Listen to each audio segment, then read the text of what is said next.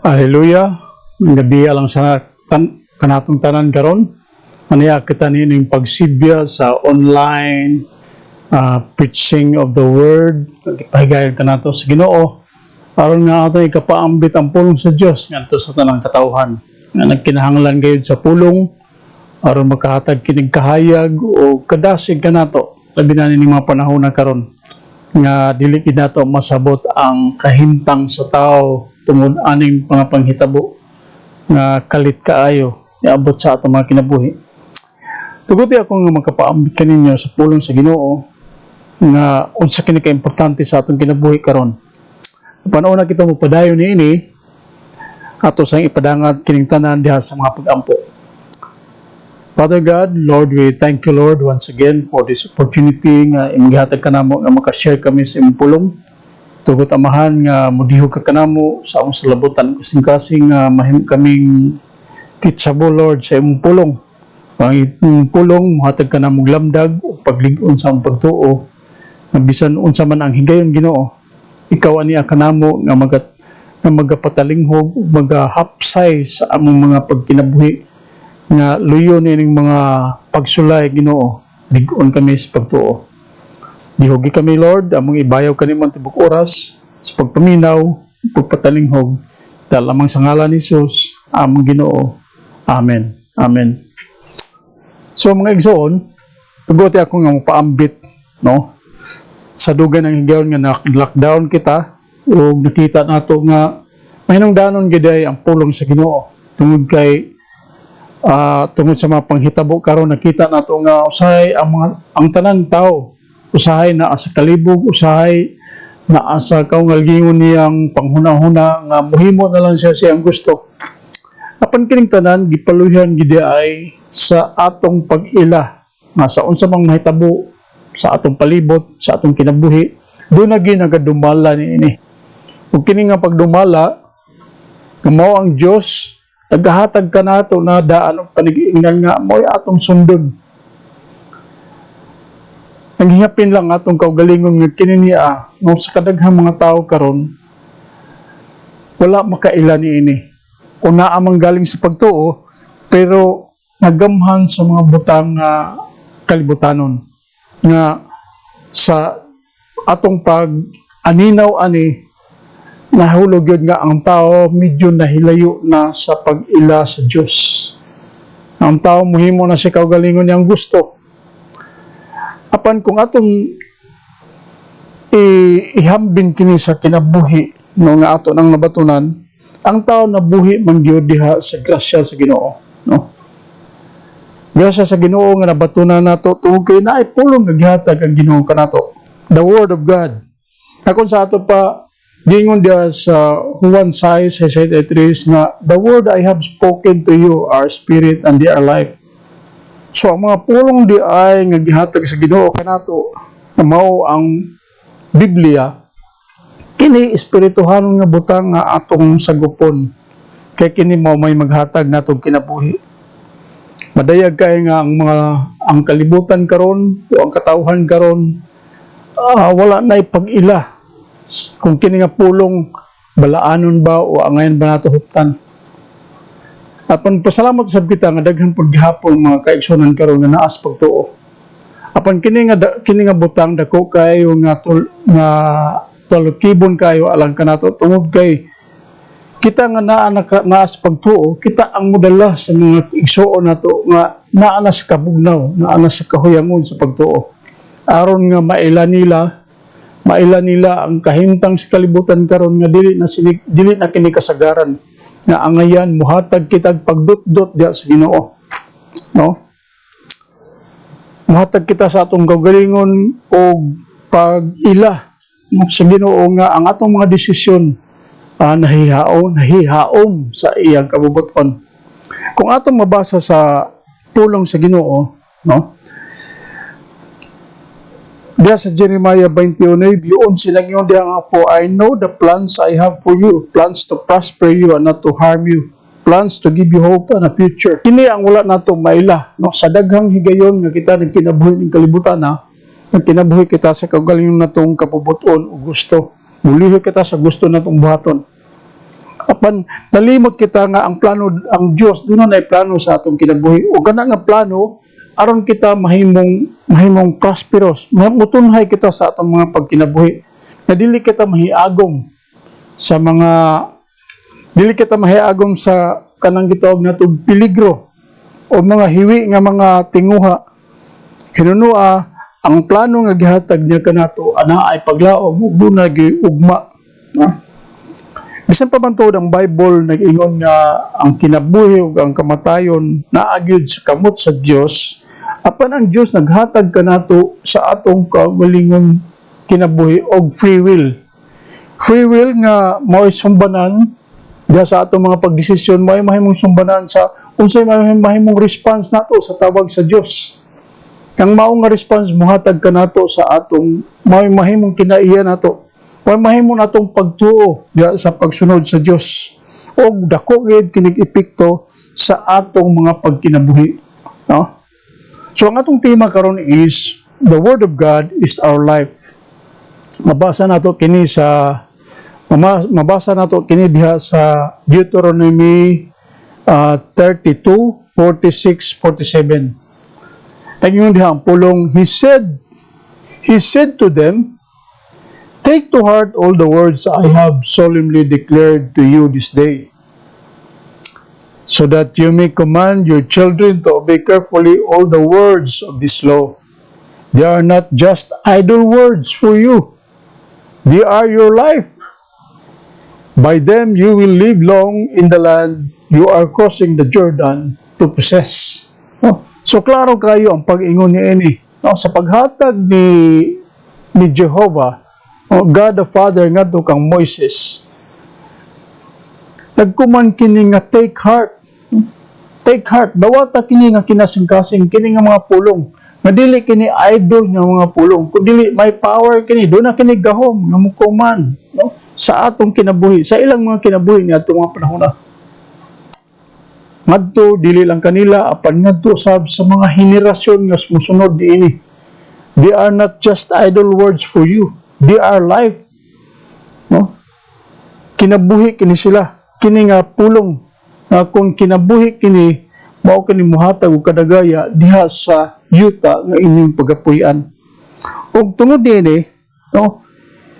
Tungod kay mao man kini ang plano sa Dios, mao man kini ang tinguha sa Dios ngani kanato. Dapat lang ang kita di ay magpuyo gyud diha sa pagtuo. Puy-an ginato ang kinabuhi diha sa pagtuo.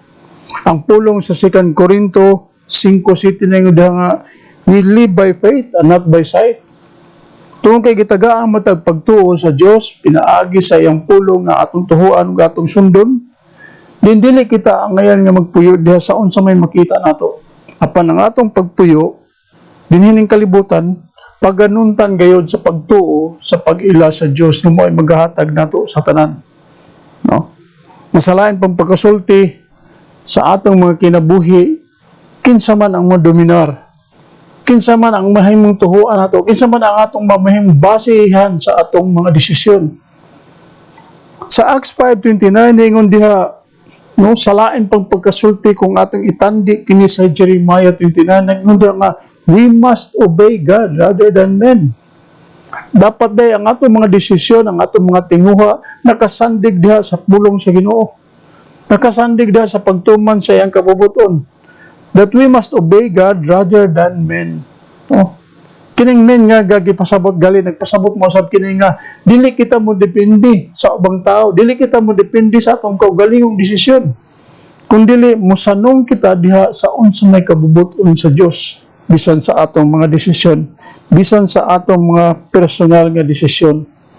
Mas ato pa kinahanglan mosunod kita sa Dios. Nga mao'y maghatag kanato sa abundant life. No? So pinaagi ni ini nga mga pagpamulong sa Dios diha sa iyang diha sa Biblia, diha sa pulong sa Dios, kini naghatag kanato og mga prinsipyo sa kinabuhi nga angay nato sundon. Dunay mga prinsipyo nga gilatid ang pulong sa Ginoo nga angayan nato sundan. Masundan nato aron mahimong mahapsay o madagayaw na ang atong pagpuyo ning kalibutan na luyo sa mga kakulian, luyo sa mga pagdagmal sa nining mga kalibutana, ning mga kalihukan sa kalibutan karon. Bisan pa man naa kini nga mga panghitabo, mahimong ang atong kinabuhi atong masugakod tungod kay nagasalig man kita sa buhi nga Dios o nagatamod man kita sa iyang mga pulong nga naghatag kanadto mga giya o prinsipyo sa atong pagkinabuhi. So base sa atong pagbasa, dunay mga prinsipyo nga gihatag sa Ginoo kanato. Ang una nga principle nga atong makita diri is the principle of long life, no? Ang pagkamadagayaon sa taas nga kinabuhi. Nag-ingon sa Proverbio 10:27 nag-ingon nga the fear of the Lord prolongs life, but the year of the wicked will be cut off. No? Ang pagkahadlok kuno sa Dios mupataas sa atong kinabuhi. No? Pero ang mga tuig sa kinabuhi sa usa ka dautan maputol gayud.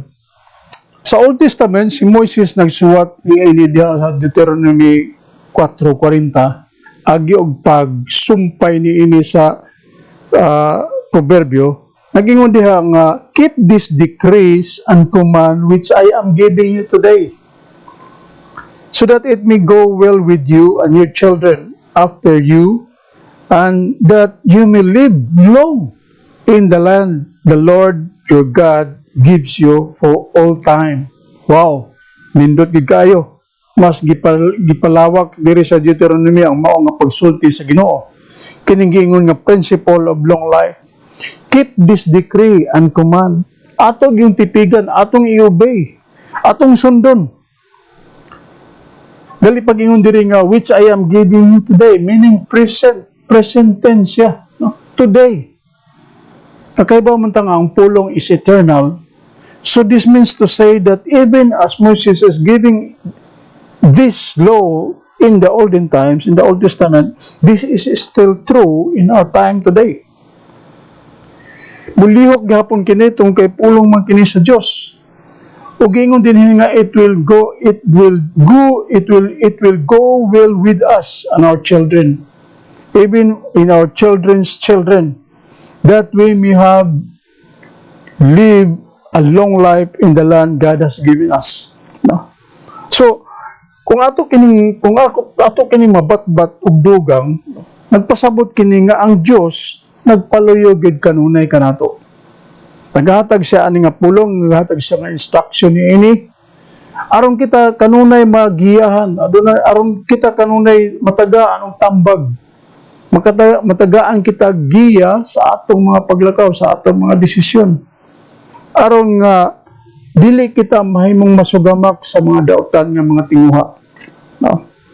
Og pinaagi niini kung matuman nato kini, mahimong malungtaron ang atong kinabuhi tungod kay nagtamod man kita sa pulong sa Dios. Nagtamod kita dili sa kaugalingong datong desisyon, din usahay kita musipyat, kita usahay masayop kung ang atong padahanon ang atong kaugalingon, tungod kay naa man kita sa pagkamakasasala. No?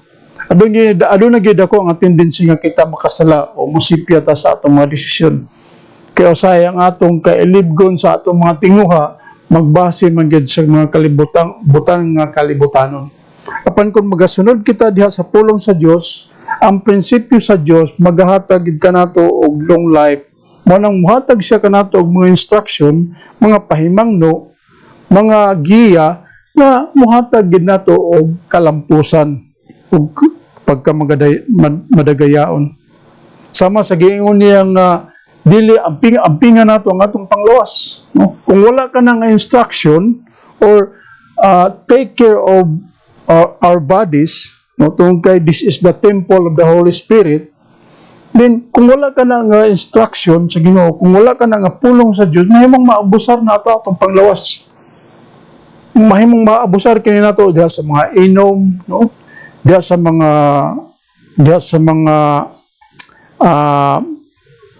pagsugal, diha sa mga walay pagsimba, diha sa pag-abusar ni pinaagi sa kanang walay sakto nga mga health nga practices, no?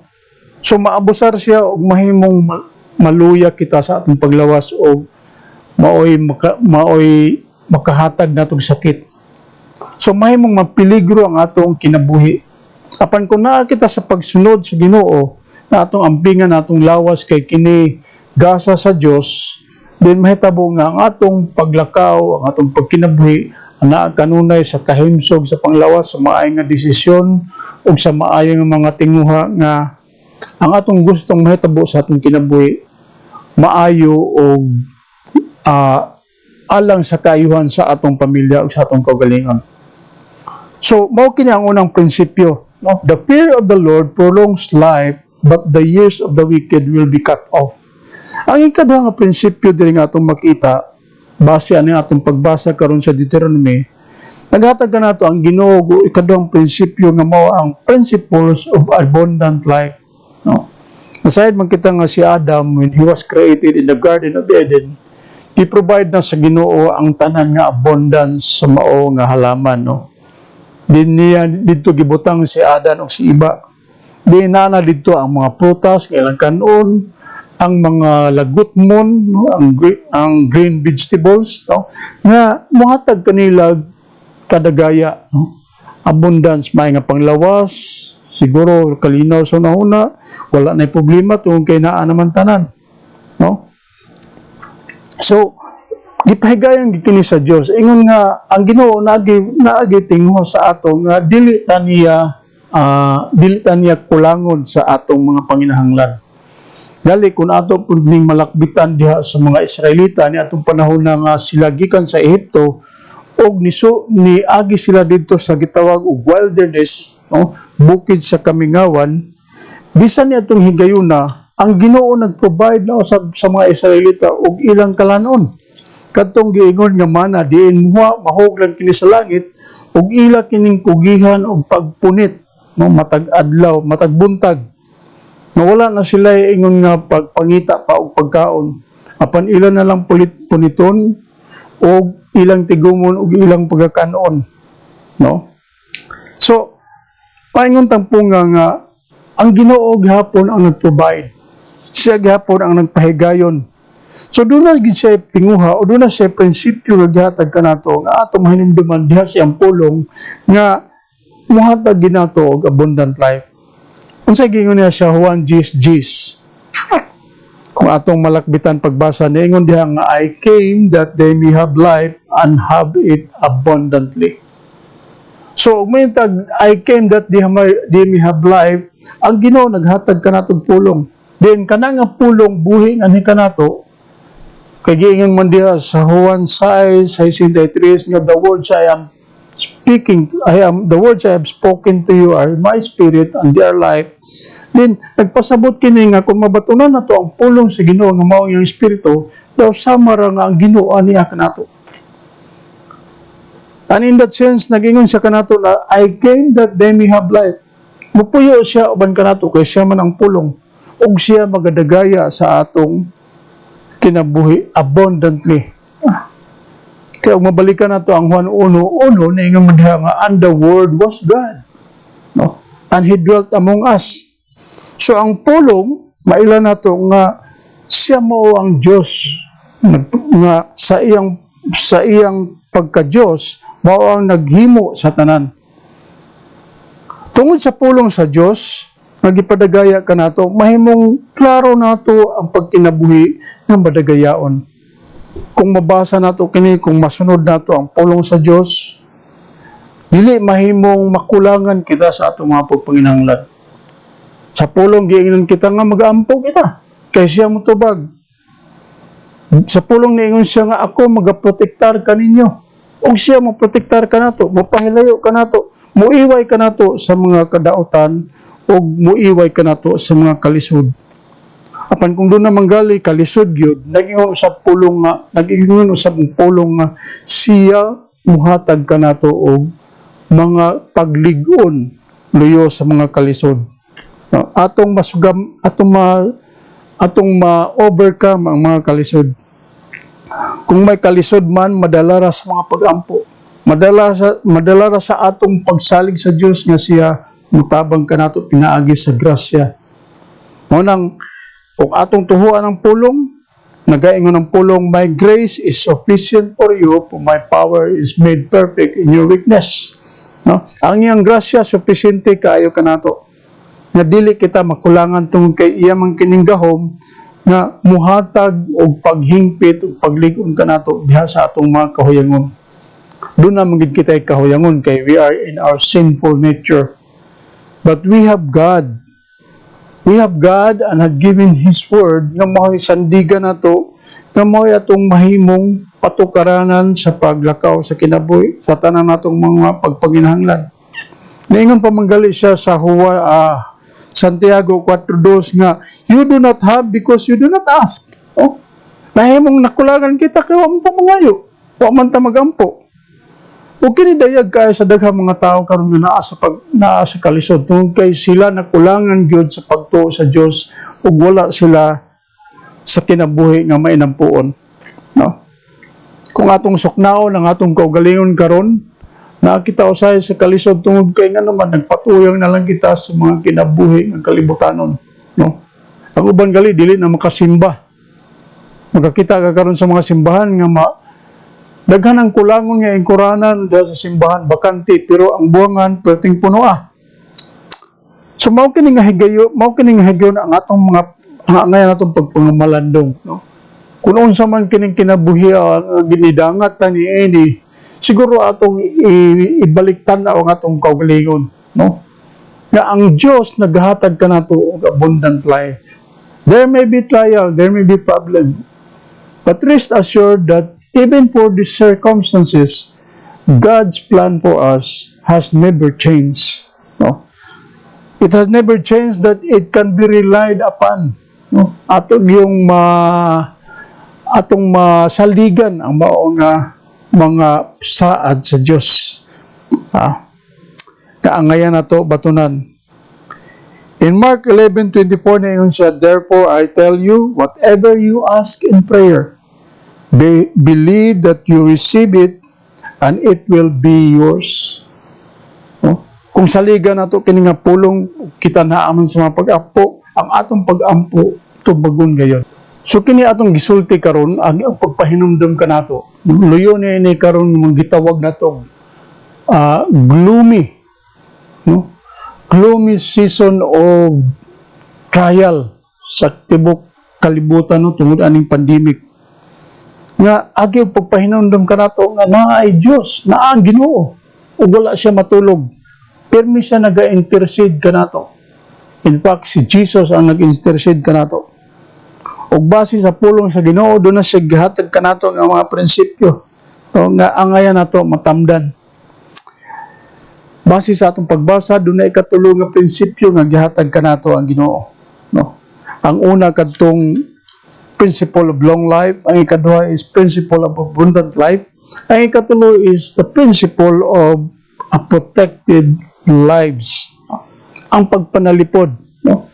Nakita man nato ang kalibutan karon, no, gitawag man ni siya karon og last days, no, the terrible times in the last days, no. Gingon po diha sa lain nga bersikulo is the days are evil, no. Puno sa kakuyaw. Naghitag ang mga buhat sa daotan o mga buhat nga dili maayo, no? Drugs, terrorism, no, crime, criminality, no? Criminality tungkol kay naaman ang mga pagpangawat, ang mga pagpanulis, no? Naaman tanan nga mga daotan ang paghubog-hubog nya kung mahubog na, no, lain na ang unahuna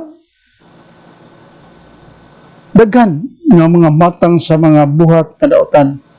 Niabot na ang tao karon sa punto nga dili na niya masiguro ang iyang kinabuhi, no.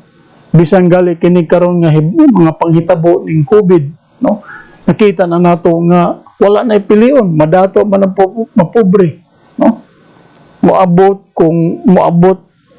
nga matakbuyan sa mga nga sakit din. Death is imminent. No? Usa na lang siguro ang siguro karong mga panahon na. Usa na lang kabutang nga siguro. Ang siguro mao ang death will come to all and no one can escape. No?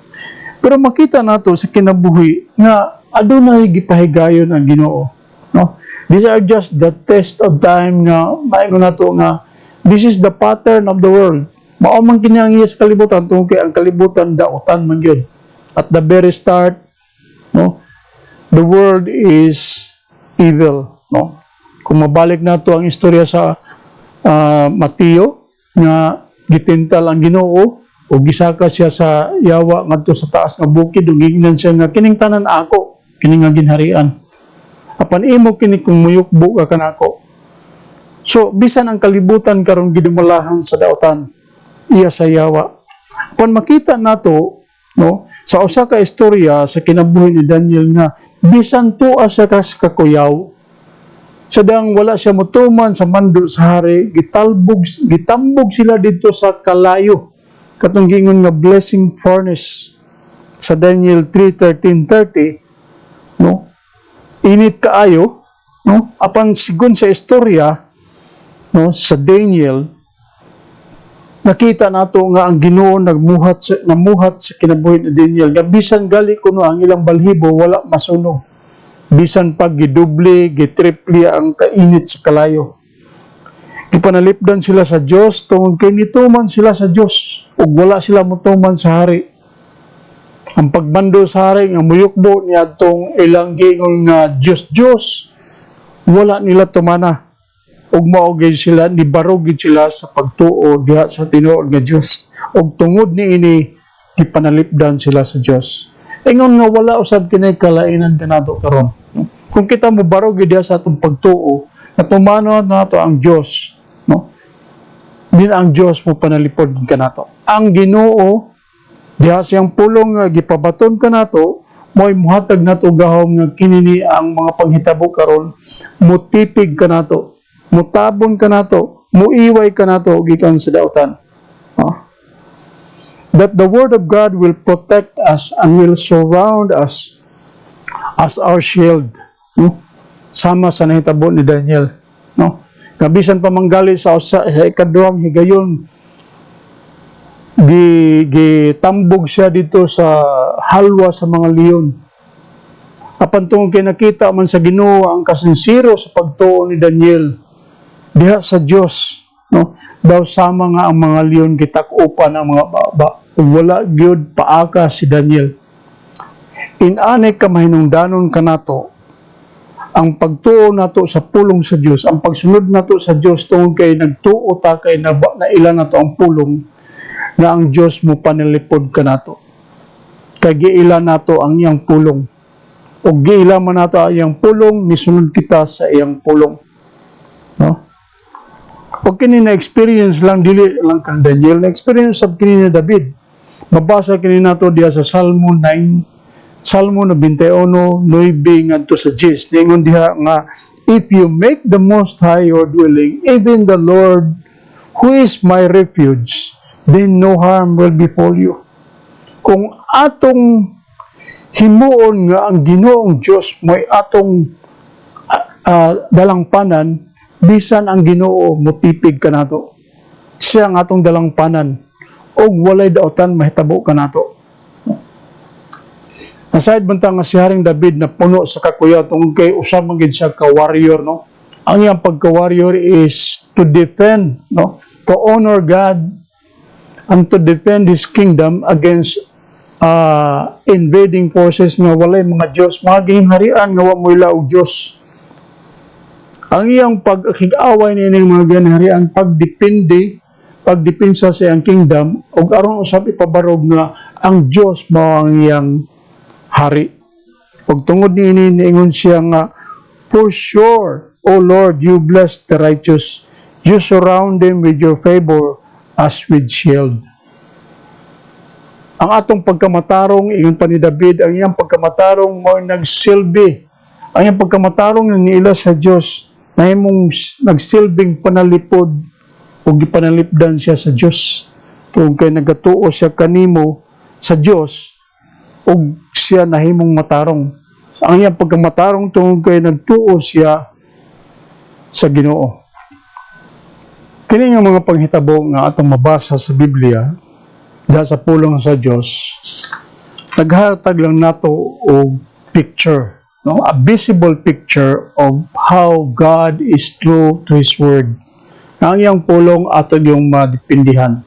Ang iyang pulong tinuod gayud ug manifest gyud sa iyang power nga ni kanato, no? So maingon ta nga ang sugyot sa Ginoo alang kanato karon diha sa pagbaton sa iyang pulong nga we should be attached to God, no? We should give our devotion to God in believing God by His Word, no? Pero dunay gihatag ang Ginoo kanato nga there is a place in Christ Jesus where we can abide Him, the presence of God, in a secret place where God dwells, no? Where we can make it our protection, no? Ang atong pagtuo diha sa Dios naghatod kanato diha sa usa ka lugar nga sikreto gid kana diha sa Ginoo nga iya kitang kaprotektahan, no? The world, ang kalibutan wala ka makahibalo niini. Kita nga naas pagtuo nakahibalo kita niini. Nga kini tinago nga lugar nga diha ta sa Ginoo makadepender.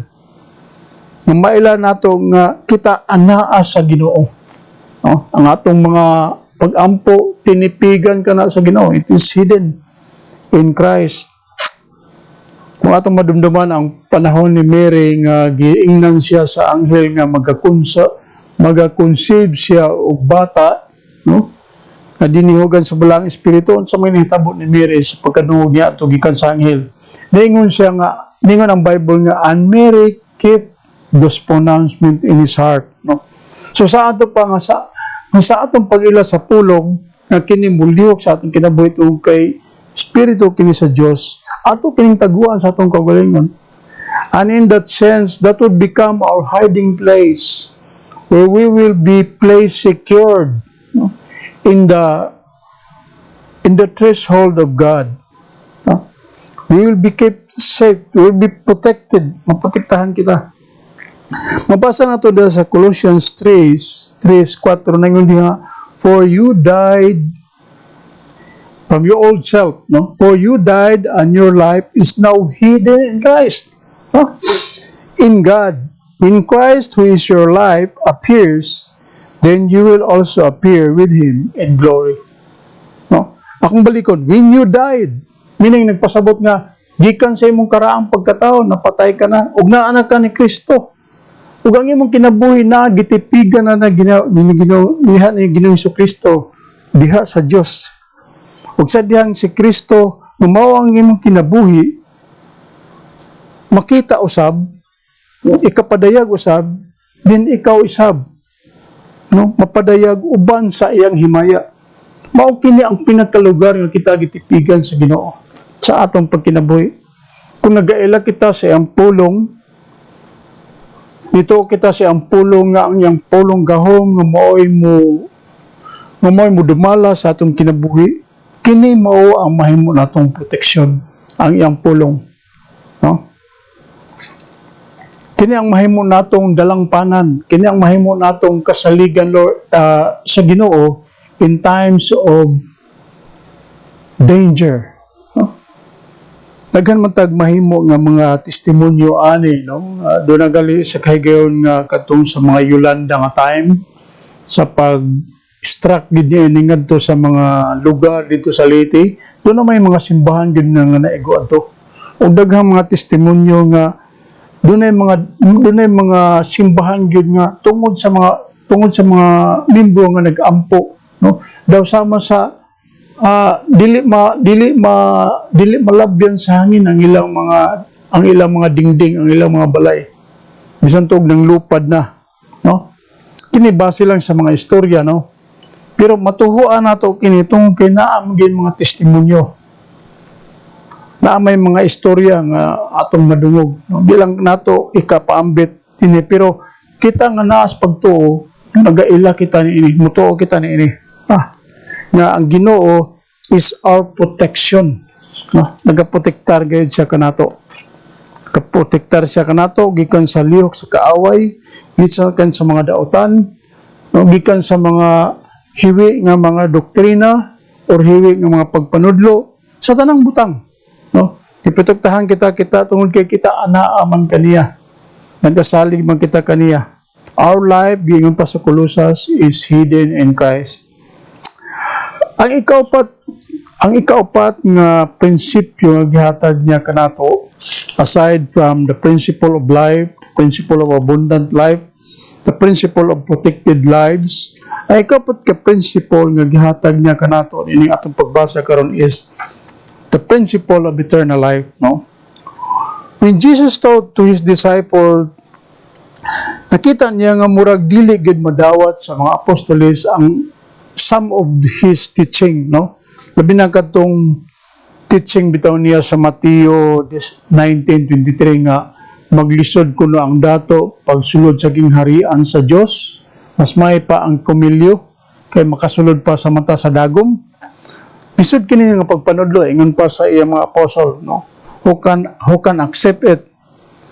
Ug do nagi wala mo tuo, no? Ug kini marilit usab sa atong kinabuhi, no? Pero klaro kaya nga sa pagkamatay ni Ginoong Hesus, ang mao nga kamatayon nagtagana na nato nga kita mahimong maluwas gayod diha sa atong pagtuo kaniya nga may maghatod nato sa kinabuhing dayon. Tungod kay ang mao nga kaluwasan, ang mao nga kamatayon niya dahil sa krus, pag-ula sa iyang dugo, mao may naghugas sa atong mga sala.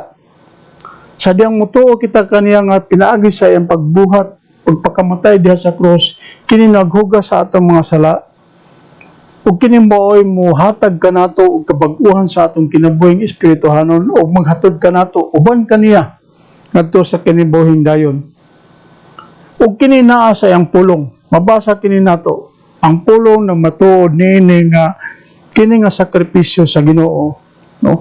Mao'y atong mahimong sandigan tuhuan aron ang maong sacrifice sa Ginoo mahimong real sa atong kinabuhi nga maghatod kanato sa kaluwasan.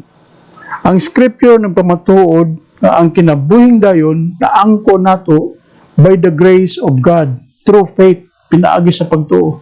Grasya kini, masamaong grasya nga dili gali kita ang ayan makabato niini apan tungod kay kang grasya nahimong nahidangat kanato nga maluwas kita pinaagi sa pagtuo nato ni Ginoong Hesus.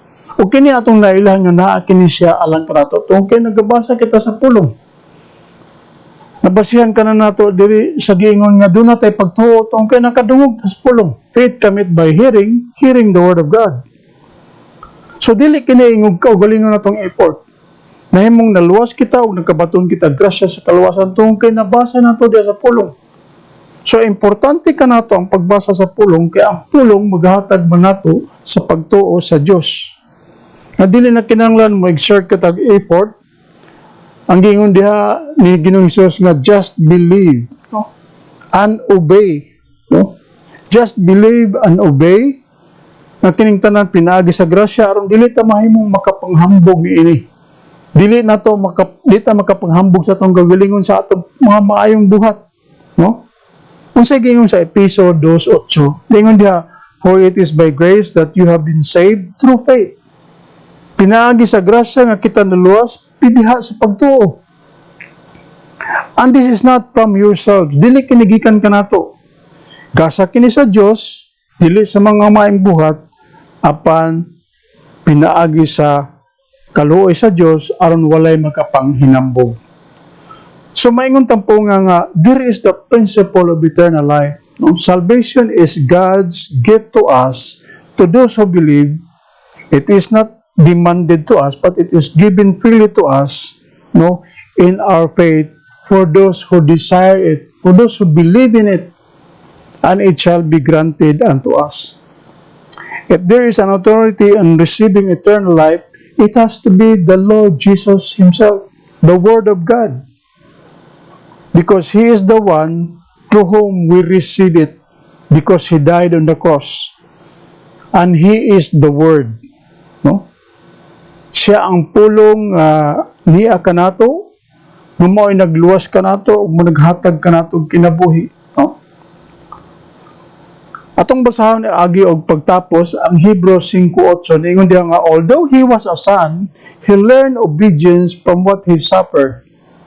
And once made perfect, sa diyang nabanhaw na siya, he become perfect and he returned to the Father, he become the source of eternal salvation for all who obey him.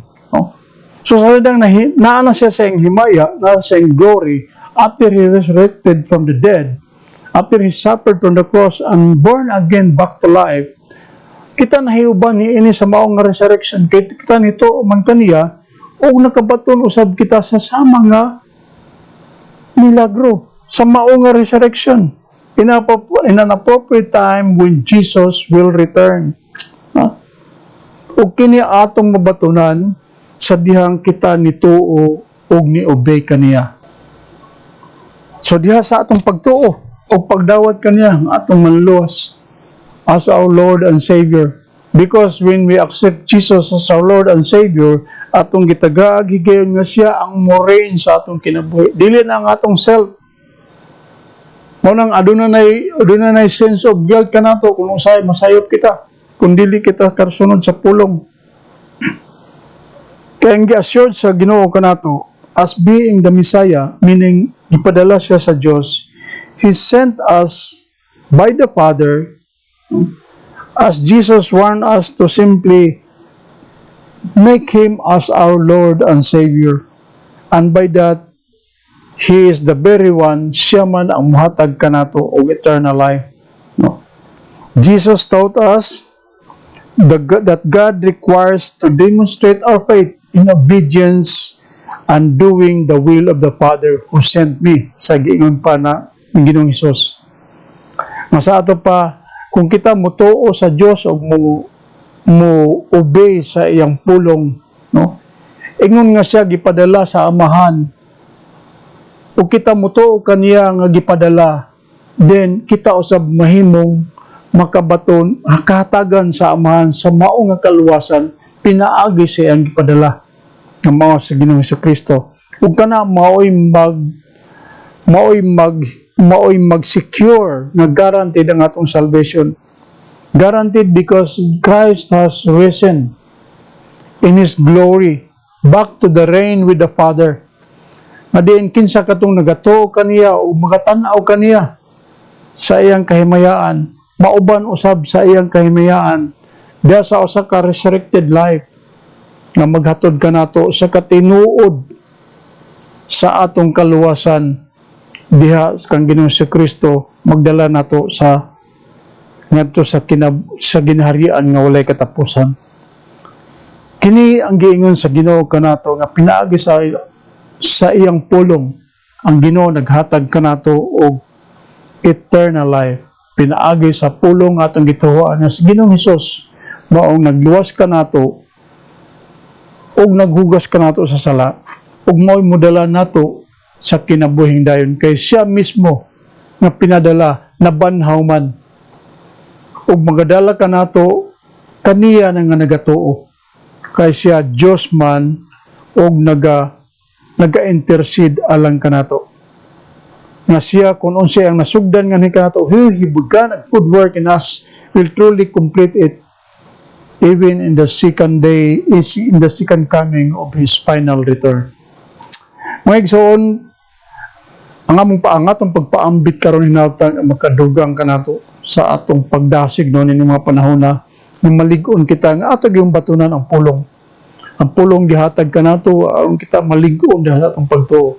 Aron nga unsa may mahitabo ning kalibutan kay doon na katapusan, no? Ning kalibutan kita mamahimong andam o preparado kanunay nga matubang samahan tungod kay nagasunod ug nagatamog kita sa iyang pulong nga gihatag kanato.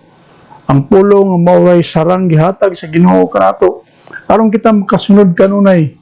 Nga sa atong pagsunod mahimong mabago kita. Kay gitagaan mo natong higayon nga mulyo kang espiritu sa atong pagbago. Mabago kita dili sa atong kusog apan pinaagi sa espiritu. Ingon ang pulong, it is not by your strength but by my spirit that we can have all this abounding grace that God has given us. Kaya ang Ginoo wala man maghatag kanato og spirit of timidity, but God has given us spirit of power, of love, and of wisdom. Wisdom to obey His word. His word that will change us from glory to glory, faith to faith, into the likeness of God, into the image of God, because He is the very Word, the God that dies for us, for our salvation. Pangigsoon, salamat sa Dios nga nakapaambit kita niini o hinautot nga kini nga pulong maghatag natong pagligon sa atong kinabuhi. Sa pag-atubang niini karon nga mga trials sa mga panahon karon nga angay lang nato isandig sa Ginoo. Kalaygon ang Dios alang kanato karon. Father God, we thank you, Lord, for this opportunity that we can share to you the Word of God, which is vital in our spiritual growth. I pray, Father, that all those words you have given us will not go back to you empty, but it will accomplish to the purpose to which you sent it. Bless each one, Lord, who hear your word. Strengthen them in faith. Strengthen us all in your faith, in our faith in you, so that we may become whole and complete in our person as we believe in you, Lord, that you are our Savior, our Lord and our Savior. On that final day that will come, Lord, when you take every person who believes in you, you will bring us into salvation. You will bring us to the kingdom which you have prepared for us. Din dito Ginoo na mga lawak kay mo nang giandam din kami imong pagadalhon. Salamat to Dios na ini nga promise nga among nahibaluan diha sa pag-ila sa imong pulong, diha sa pag-obey o pagtuo kanimo diha sa imong pulong nga among nabatanan. Talaygon ka o Dios ug amo lang ibalik kanimo tanang pagpasalamat. Himayaon ka langit mong Amahan. Pinaagi ni Kristo nga among Ginoo. Amen and amen.